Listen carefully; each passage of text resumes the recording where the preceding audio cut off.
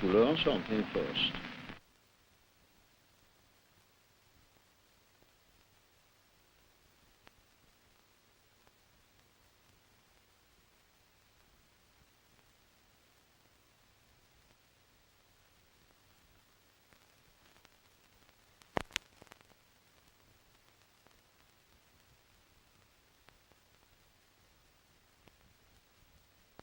I had written that book that cost me my friendship with Freud because he couldn't accept it.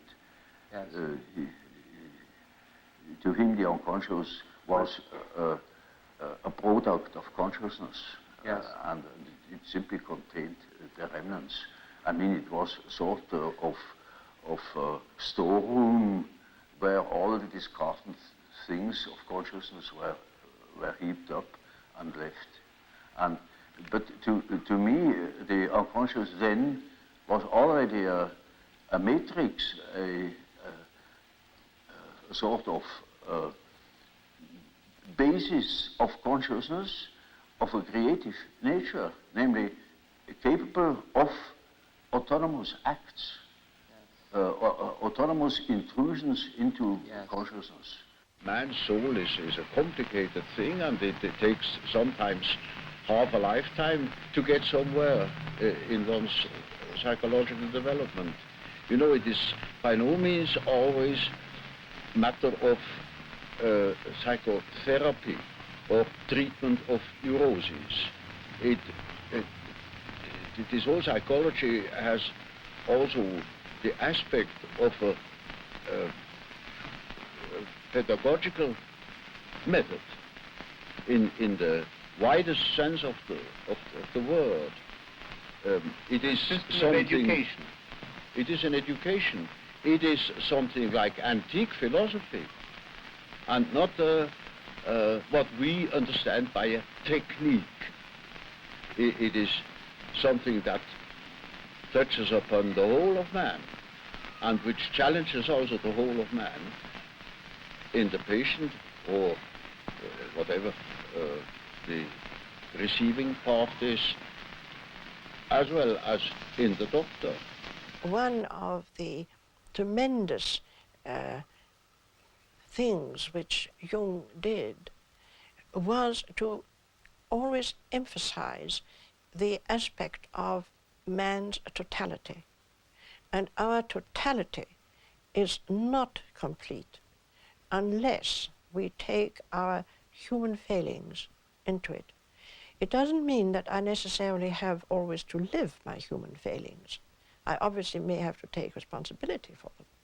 But they are not only part of me, but they are part of every human being.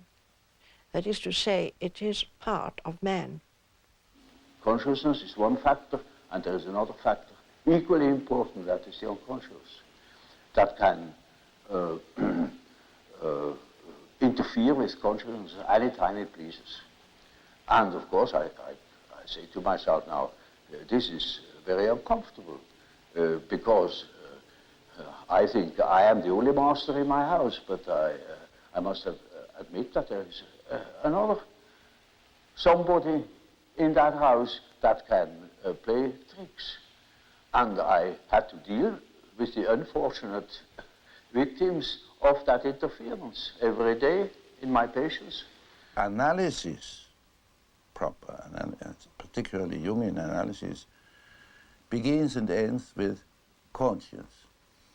That is, that you take responsibility, that you take into consideration all those manifestations which so far have remained in the unconscious. In other words, you were not conscious of. And if you start taking the responsibility for those manifestations, like shadow qualities and whatnot, then this is a very strong test for your conscience, isn't it? And so, I mean, you have to only have to think of the beginning of psychoanalysis. I mean, it took an enormous amount of moral courage to face these facts, which so far have not been considered or repressed. The personal shadow is the personal shortcomings of things which every human being could be conscious of, which is not archetypal. For instance, such things as greed for money or jealousy, inferiorities which everybody has, but prefers not to know about. If one is jealous or if one is suddenly possessed by wanting money or so on, one could know about it if one is honest with oneself. But the collective shadow has to do with the dark side of the archetype of the self. That means it's the shadow of the God image. In the Christian tradition, it would be the devil. And that has always been personified and felt as something which has not to do directly with the human being. I mean, if somebody is possessed by the devil, he's much worse than just, he's not human, it's demonic. And, but on the other hand, generally that merges. First you have this area of dim, dark side, and behind it lurks the other. I've, for instance, seen that when Germany went to the devil in Nazism, people fell into it through their personal shadow. For instance, they didn't want to lose their job because they were clinging to money. That was their personal shadow. But then they joined in with the Nazi movement for that reason and did much worse things than they would have done normally under normal social conditions.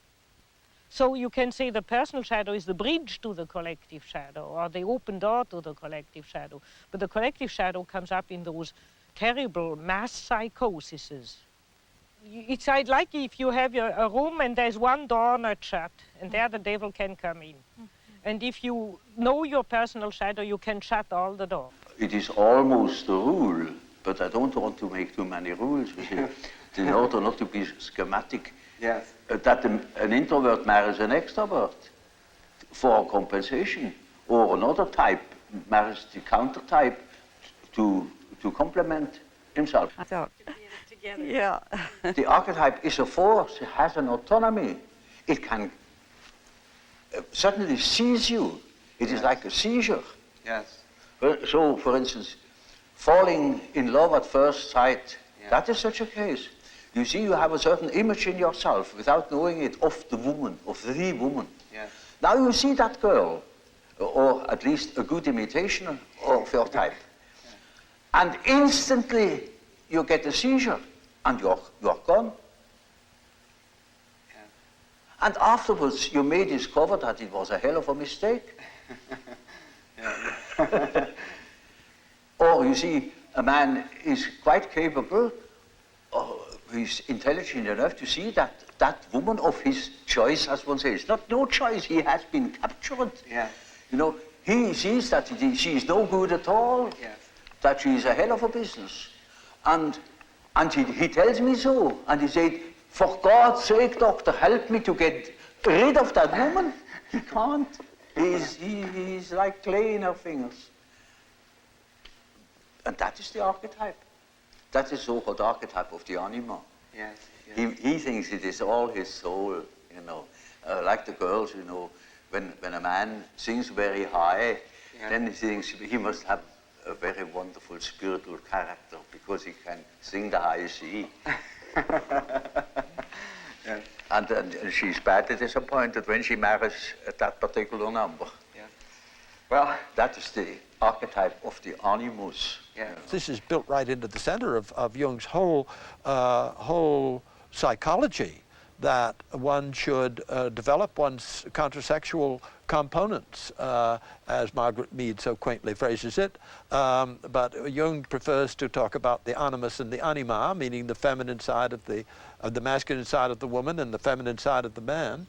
And so that all of us who are really committed and involved in the Jungian world are very busy trying to develop our animuses or our animas, and we don't ever expect that it's going to be quite a dead heat and that our voices will alternate from soprano to basso, or that we are going to get a reissue of our vital parts. But on the other hand, we do feel that usually going on a two-step operation, first with the projection of one's anima or one's animus, and then the gradual peeling of it off and taking it back in again and assimilating it and hopefully integrating it into one's consciousness, that this androgynous or almost androgynous state of being is the way one hopes to be before they throw the switch. In the beginning stages of a relationship, there is generally a lot of projection mixed up with it.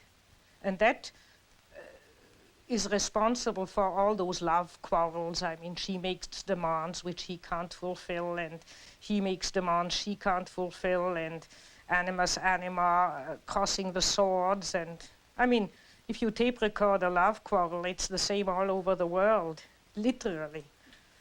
And that is projection. And if people don't run away, but work it out and take back all what is projection in it, then appears or is peeled out of all this the true relationship. Now, it might be none. And then it would be like the Freudian thing, goodbye, and now I see you simply represented that and that in me, and thank you very much, goodbye. Or there might be a tremendous amount of relationship, true relationship built up, which is not the same thing as projection. It is a regular observation that when you talk to an individual, and this individual gives you insight into its inner preoccupations, interests, emotions. In other words, hands over his personal complexes. Then you get slowly and nilly-willy into the situation of a sort of authority. Yes. You become a point of reference. You know you are in possession of all the important items in a person's development. Now you see, that creates an emotional relationship to the analyst. And that is what Freud called the transference. Yes. Which is a central problem of analytic psychology. It is just so as if these people had handed out their whole existence, and that can have very peculiar effects upon the individual. Either they hate you for it or they love you for it, yes. But you are not indifferent to them. Freud always wanted to break a transference and to resolve it. To resolve it and to bring people to life again, down to the adaptation to life again. Mm-hmm. But Jung had another point of view, had the feeling as long as we have a strong transference, one must serve it, because he said there is a greater personality involved in transference. And we don't know what this greater personality has in storage, and so we must serve it. And that was tremendously difficult for Jung. He often told us, you see, I should have 10 lives in order really to follow the development of the integration process so deeply as he did with us all. Yes. But that was also what interested him. He many times said, without you women, I couldn't have developed my psychology. I had a case that was an intelligent young woman. She was a student of philosophy, very good mind, where one could expect easily that she would see that I am not the parental authority. But she was utterly unable to get out of this delusion. And in such a case, one always has recourse to the dreams. It is just as if one would ask the unconscious, now what do you say to such a condition? You see, she says of the unconscious, of course I know you are not my father, but I just feel like that. It is like that. I depend upon you. And I say, now we will see what the unconscious says. Now the unconscious produces dreams in which I really assumed a very curious role. You know, she was the little infant, she was sitting on my knees, I held her in my arms, I was a very tender father to the little girl, you know, and more, her dreams became emphatic in that respect, namely that I was a sort of giant, and she is a very little, frail human thing, you know, and quite a little girl in the hands of an enormous being. And the last dream of that series was, I cannot tell you all the dreams, was that it was out in nature. I stood in a field of wheat, an enormous field of wheat that was ripe for harvest. And I was a giant. And I held her in my arm like a baby. And the wind was blowing over that field of wheat. Now, you know, when the wind is blowing over wheat field, these waves in the wheat field. Yes, yes. And with these waves, I swayed like that, putting her as if it were to sleep, you know. And she felt as being in the arms of a God, of the Godhead. And I thought, now the harvest is ripe. Yes. And I must tell her. And I told her, you see, what you want and what you project into me, because you are not conscious of it, is you have the idea of a deity. You don't possess. Therefore you see it in me. Yes.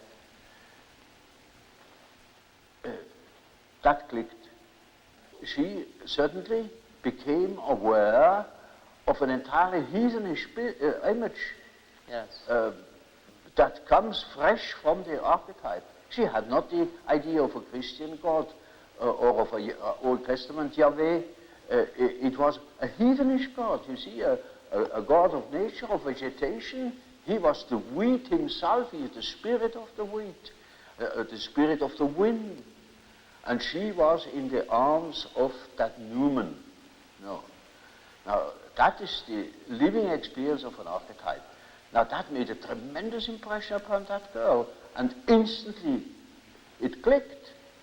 She saw what she really was missing, that missing value, that was in the form of a projection in myself and made myself indispensable to her. Yes. And then she saw it is not indispensable, because it is, as the dream says, she is in the arms of that archetypal idea. Now that is a luminous experience, you see. And that is the thing that people are looking for. Yes. An archetypal experience that gives them an incorruptible value. You see, they depend upon other conditions. They depend upon their desires, their ambitions, depend upon other people, because they have no value in themselves. They have nothing in themselves.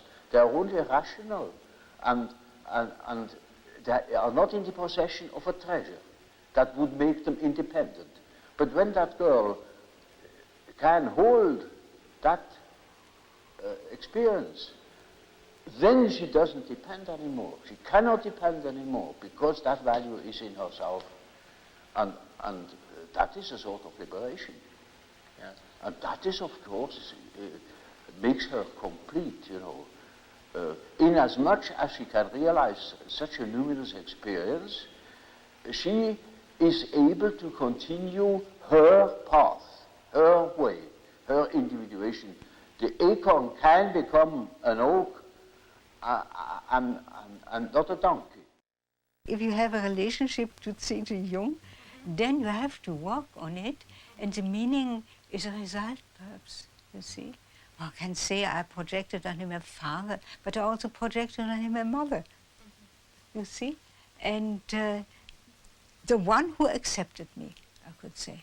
And from this, in the course of the years, I found a place in this world. I found a place in myself and in the world. A transference is a projection. Yes. So I projected on him this and that, and he took it seriously, and he acted accordingly. But he never laughed at it. He accepted it. He accepted it. Truth. Man has always lived in the myth. And we think we are able to be born today and to live in no myth, without history. That is a disease. That's absolutely abnormal, because man is not born every day. He's once born in a specific historical setting with the specific historical qualities, and therefore he is only complete when he has a relation to these things. It's just as if you were born without eyes and ears, when you are growing up with no connection with the past. From with the standpoint of natural science, you need no connection with the past. You can wipe it out. Yes, yes. And that is a mutilation of the human being. Religion of many poets and so on are statements about the inner mythological process, which is a necessity, because man is not complete if he is not conscious of that aspect of things. I was always looking for something in between, you know, something that linked that remote past with the present moment, and I found, to my amazement, it is alchemy. It is the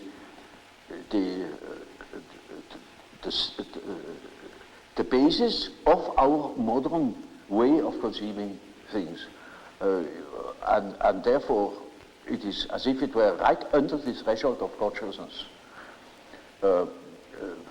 Gives a wonderful picture of how the development of archetypes, that means the movement of archetypes, looks when you look upon them as if from above, namely from today, you look back into the past and you see how the present moment has evolved out of the past. And we can construct or even predict our the unconscious of our days when we know what it has been yesterday. He was very conscious of the center of his being, which he called the self. And he would talk about the God image living, being alive in this center of our whole being.